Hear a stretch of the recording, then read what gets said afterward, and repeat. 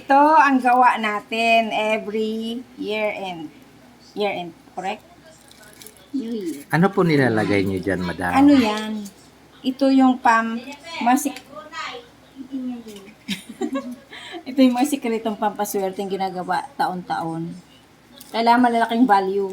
Tapos, Kailangan may 1,000 parang pataas. Parang Mayroon iba ba siya ganun? sa Philippine currency, ma'am. Anong mga pera Mayroon po yan. May Singapore dollar, may Canadian dollar, may US dollar. Ano pa yung pinakamalaking dollar? Yung hindi.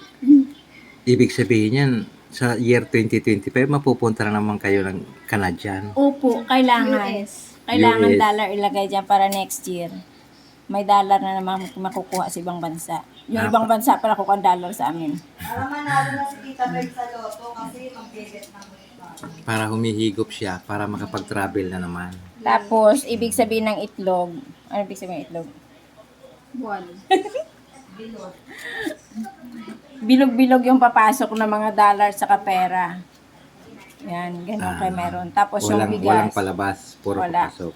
Ibig sabihin ng bigas, napakarami. Blessing. Ang dadami. Parang tinatanim lang siya, no? Oo, ganun lang. Taniman lang na maraming tanim. Maraming Sa- sipag. Sa Kaya titalin mo, 2025, nilalagay sa stick yan. Yung mga Mamumunga dollar, na tag yan. 1,000. Tsaka itusok yung stick niya. yan guys, iba-ibang currency. Ibig sabihin, magta-travel na naman yan. Yan. See? Ayan. Yan lang. Happy New Year, everyone.